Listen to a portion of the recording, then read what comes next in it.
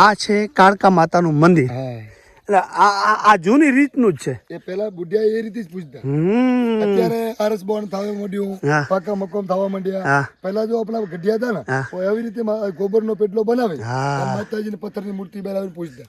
તો માં આ કાળકા બહુ બેઠા. પુરાણું મંદિર છે. હા તોય કેટલો ગોવિંદભાઈ જૂનું હશે આ? આ લગભગ મારા દાદા વાત કરતા હા. કે મારા દાદાની ઉંમર થી 25 સાલની, હમ. તો એના પણ 90 ની ઉંમર થઈને મરી ગયા. હા બરોબર. હા હા. અત્યારે મારી અંદર સાલ થયા તો લગભગ મારા અંદાજથી 80 વર્ષ થઈ ગયા એને. ઓહો હો હો. 80 વર્ષની વાત છે. વાહ વાહ, હજી પણ એ જ કન્ડિશનમાં. એ જ કન્ડિશનમાં છે.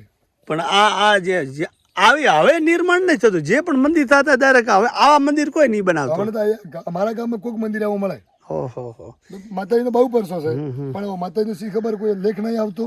ના ના, એનો લેખ આવી જાય છે બરોબર અત્યારે. ને? હા પણ એ જે ટાઈમ હારો લેખ બને છે એવી રીતે મંદિર બનાવશે. તેથી સરસ.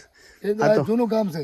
આપણે રબાર હોય છે, બધી રબારીની વસ્તી હતી. અત્યારે રબારી અહીંયા શું હાકના છે આપણે? ત્યાં દેવ જાતના છે, હા. 12 જાતના છે, લોડા છે, હા. ખટોણા છે, ઓર ખરોડ છે. અચ્છા, હમ્પ છે. જબરો હમ છે. વાહ વાહ વાહ રબારીને જબરો હમ છે.